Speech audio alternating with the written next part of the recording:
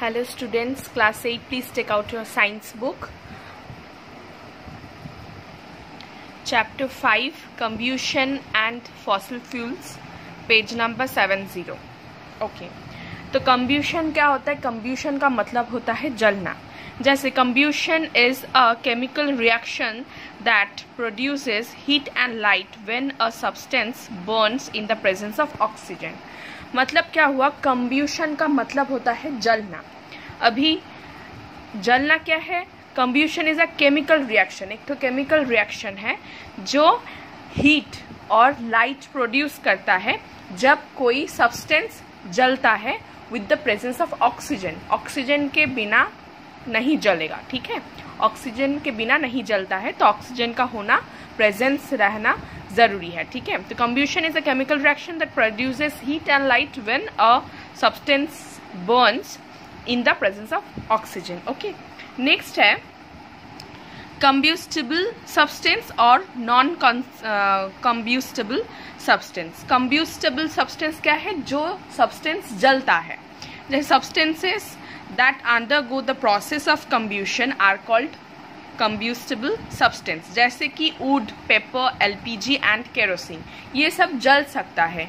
कोई wood हो या कोई पेपर का टुकड़ा हो, वो सब जलता है, तो इसको बोला जाता है combustible substance. मतलब जो ऑब्जेक्ट या जो सब्सटेंस जलता है उसको बोला जाता है combustible substance. और नॉन combustible substance क्या है? जो नहीं जलता है. Substances that do not undergo the process combustion are called non-combustible substance. मतलब जो नहीं जलता है, जैसे कि water, stone and glass. Okay. अभी देखो कुछ टाइप्स है, टाइप्स ऑफ combustion. क्या है? फर्स्ट है रैपिड कंब्यूशन. रैपिड कंब्यूशन क्या है? The type of combustion in which a large amount of heat and light is released in a very short span of time is known as rapid combustion. तो rapid combustion क्या हुआ?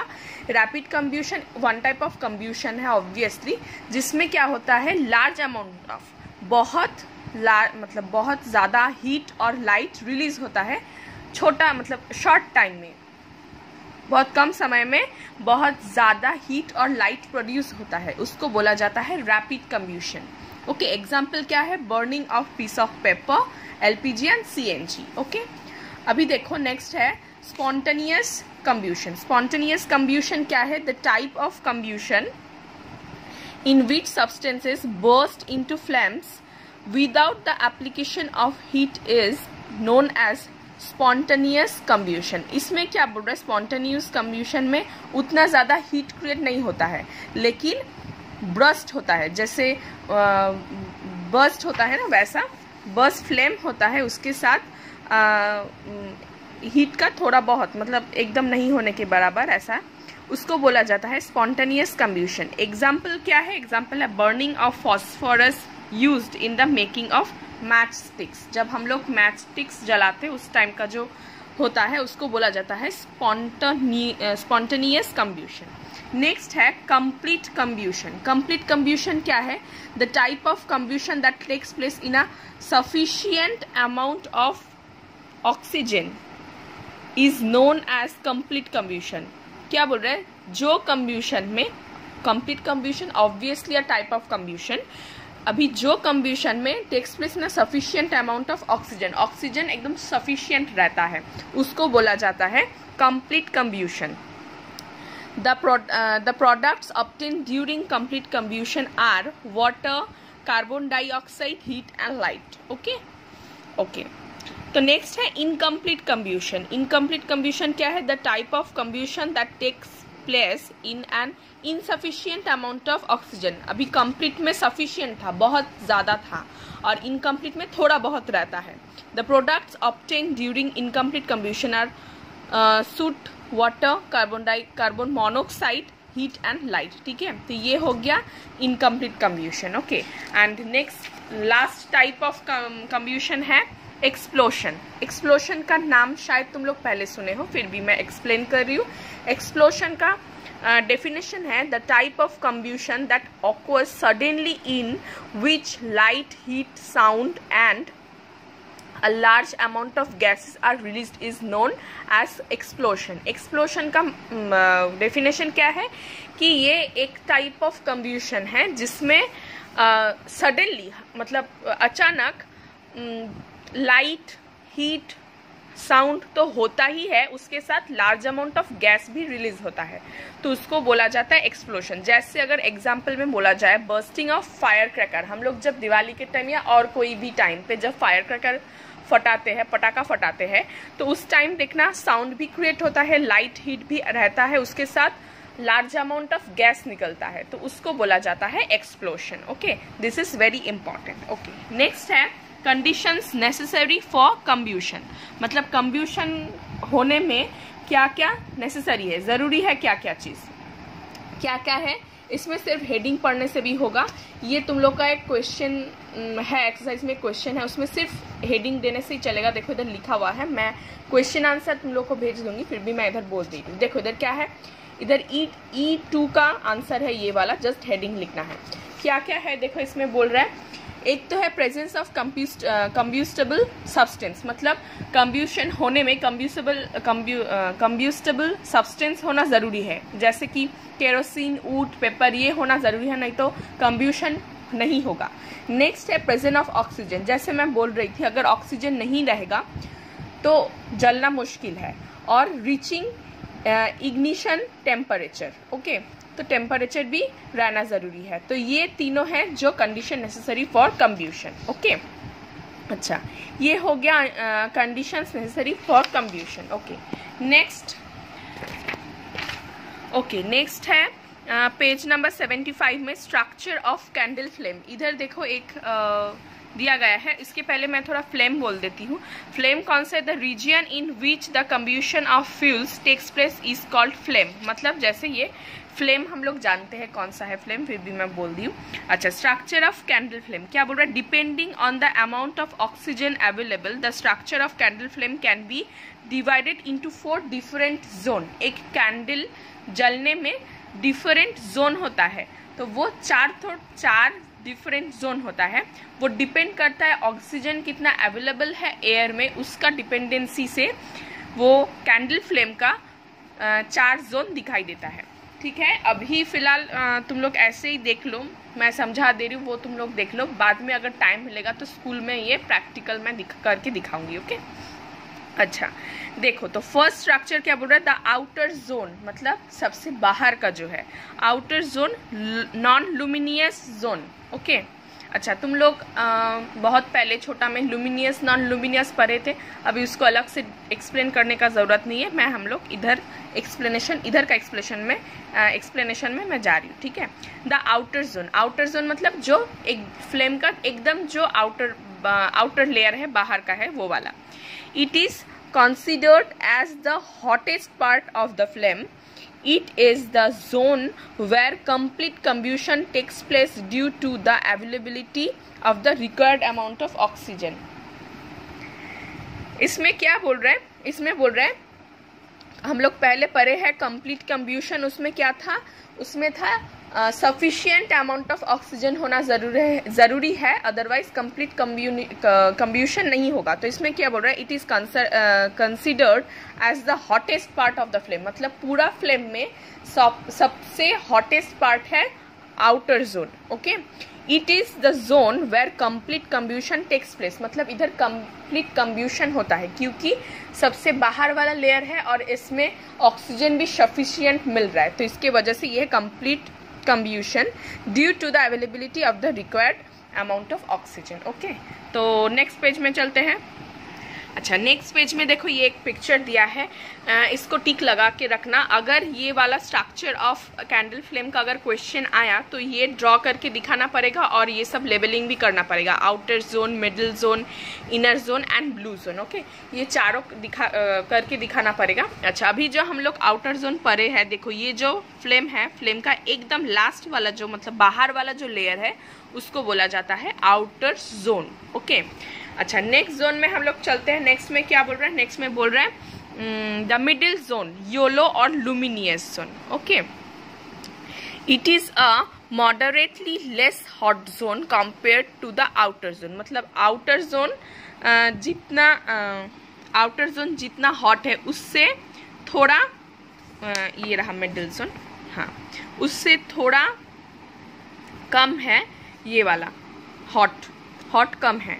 Hair incomplete combustion takes place as the wax particle do not get adequate amount of oxygen supply। तो इसमें जैसे outer zone में sufficient oxygen मिल रहा था तो इसमें सफिशिएंट ऑक्सीजन नहीं रहने की वजह से ये वाला इनकम्प्लीट कम्ब्यूशन है। ओके अच्छा, resulting in the formation of unburned carbon particles that glow with a yellow light। ठीक है, तो इधर जो कार्बन पार्टिकल है वो ग्लो करके येलो लाइट क्रिएट कर रहा है। तो ये वाला हुआ मिडिल जोन जहां येलो क्रिएट हो रहा है, देखो। ओके, नेक्स्ट है द इनर जोन, ब्लैक और डार्क जोन। ठीक है, नेक्स्ट है जो इनर जोन है ब्लैक कलर का जो दिखाई दे रहा है, देखो वो है ये जो ब्लैक कलर का दिखाई दे रहा है ये है इनर जोन। अभी इसके बारे में पढ़ेंगे। इसके बारे में क्या बोल रहा है, it is the innermost and coolest part of the flame. ये जो फ्लेम है इसमें सबसे कूलेस्ट मतलब सबसे कूल पार्ट है इनर जोन। ओके,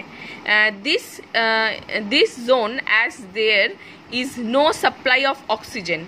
ठीक है, इधर जो इनर जोन है ब्लैक कलर का उसमें ऑक्सीजन का सप्लाई नहीं है। The wax vapours remain unburned, वो बर्न नहीं होता है। This zone does not emit any light और इज डार्क इन कलर, इधर से कोई लाइट एमिट नहीं हो रहा है इसलिए ये डार्क दिखाई देता है।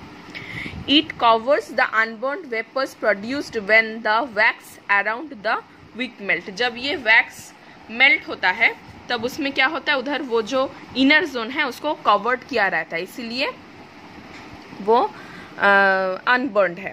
अच्छा, अभी लास्ट जोन है ब्लू जोन। देखो तुम लोग अगर घर में कैंडल जलाओगे तो आराम से ये 4 जोन तुम लोग को दिखाई देगा अगर सफिशिएंट ऑक्सीजन हो। आई थिंक सफिशिएंट ऑक्सीजन होगा, तो अगर घर पे कैंडल्स जलाओगे तो साफली ये 4 जोन्स तुम लोग को दिखाई देगा। उसके अंदर देखना कि एक ब्लू कलर का जोन होता है, उसको बोला जाता है blue zone. It is located at the base of the wick, एकदम अंदर का, एकदम अंदर का है, एकदम inner zone. Okay, the burning of carbon monoxide gives it blue zone. इधर कार्बन मोनोक्साइड इसको ब्लू कलर होने में मदद करता है। ठीक है, तो ये वाला कंप्लीट हो गया। This is very very important, exam में आ ही सकता है। अगर आएगा तो ये एक्सप्लेनेशन के साथ ये वाला ड्राइंग भी कंपलसरी है, नहीं तो मार्क्स काटा जाएगा। ओके, अभी चलो हम लोग नेक्स्ट टॉपिक के तरफ बढ़ते हैं, दैट इज फ्यूल। क्या बोल रहा है, substance that are burned to produce energy in the form of heat and light are called fuels.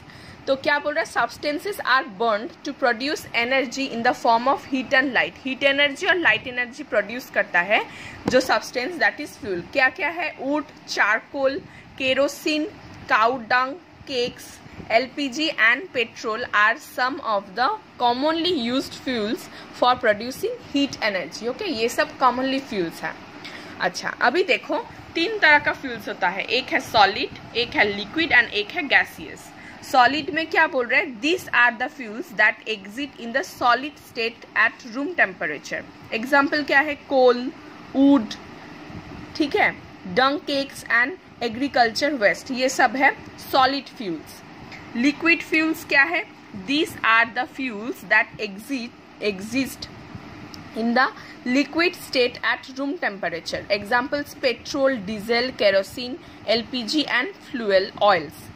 Next है gaseous. Gaseous में क्या बोल रहा है, these are the fuels that exist in the gaseous state at room temperature. Examples biogas, coal gas, petroleum gas and natural gas. Okay, तो ये सब है फ्यूल्स। अभी थोड़ा सा इसमें मैं बोल देती हूँ कैलोरीफिक वैल्यू। ये क्या है, the amount of heat energy released when 1 gram of a fuel is completely burn is known as calorific value of that fuel. अच्छा, कैलोरीफिक वैल्यू क्या होता है, कैलोरीफिक वैल्यू होता है जब 1 ग्राम ऑफ फ्यूल जलता है उसमें से जो हीट एनर्जी रिलीज होता है, हाँ, उसको बोला जाता है calorific value. The heat release in measured in kilo joule. Calorific का यूनिट है किलो जूल। ओके, तो दिस इज कैलोरीफिक वैल्यू। ये भी शॉर्ट क्वेश्चन में आ सकता है। ओके, और इधर एक टेबल दिया है कैलोरीफिक वैल्यू का, जो सम फ्यूल्स का है उसका कैलोरीफिक वैल्यू दिया गया है। ओके, अच्छा, नेक्स्ट है कैरेक्टरिस्टिक्स ऑफ गुड फ्यूल्स। अभी गुड फ्यूल्स होने में क्या क्या कैरेक्टर होना जरूरी है। A good fuel should have the following characters. Number A, low ignition temperature but well above the room temperature. Okay. Number B है high calorific value. Number C, moderate rate of combustion. Number D, pollution free. Number E, easily available. Number F, inexpensive. Number G, no residue after burning. Number 8, safe to handle, store and transport. Okay, next है very important, hydrogen as a fuel. Okay, अच्छा, इसमें क्या बोल रहा है hydrogen as a fuel. Hydrogen has the highest calorific value but it is not considered as the best fuel because it is highly inflammable and difficult to handle, transport and store.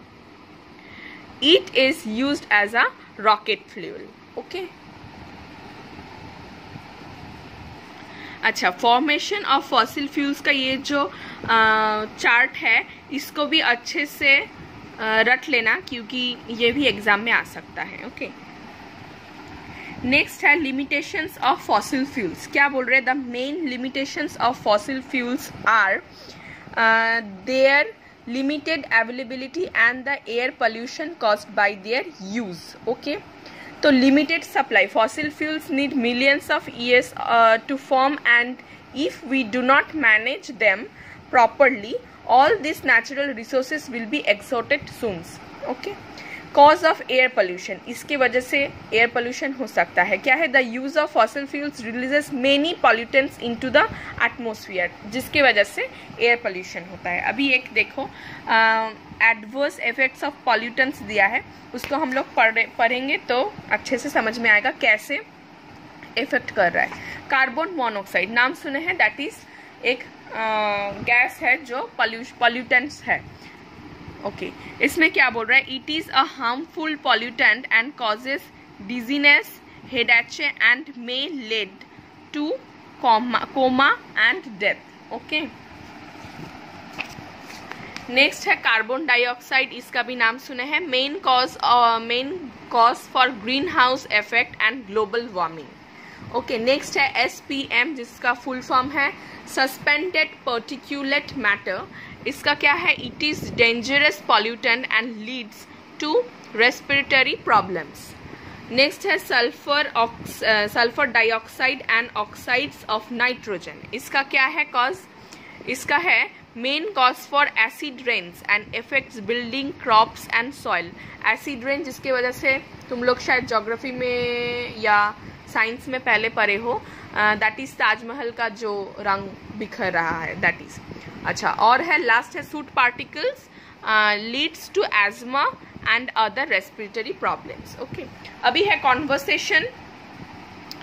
conservation of fossil fuels. Conservation of fossil fuels is very important, keeping in mind its limitations. Fossil fuels can be conserved in the following ways. Number 1 क्या है?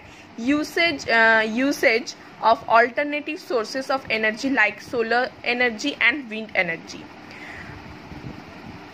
Judicious use of the existing resources. Avoid plastics made from petroleum byproducts. Usage of public transport like trains and buses. Usage of natural fibers like cotton instead of nylon के वजह मतलब nylon के बदले में cotton का fibre का use करने बोल रहा है। Usage of fuel efficient vehicles, usage of biogas produced from garbage, cattle dung and वो वेस्ट मटेरियल्स, ठीक है। तो ये सब है कंजर्वेशन, कंजर्व करना है, क्योंकि फॉसिल फ्यूल्स तो हमेशा के लिए बहुत सारा मौजूद हो वैसा तो नहीं है, तो उसके लिए ये सब मेंटेन करके चलने से तभी काम पे दे सकता है, ठीक है। तो फिलहाल ये चैप्टर 5 कंप्लीटेड है। इसका जितना एक्सरसाइज है वो मैं सॉल्व करके सर को भेज दूंगी, तुम लोग कलेक्ट कर लेना। अच्छा, और एक मैं बोल देती हूँ, आई थिंक तुम लोग समझ जाओगे, फिर भी मैं बोल देती हूँ। इस एक्सरसाइज में E6 का क्वेश्चन है शायद, any two conservation of fossil fuels, उसमें एनी टू इतना सारा है, इन सातों में कोई भी एनी टू, कोई भी तुम लोग को पसंद आए ऐसा 2 पसंद करके आंसर में लिख लेना। ओके, चलो, तो चैप्टर 5 कंप्लीटेड।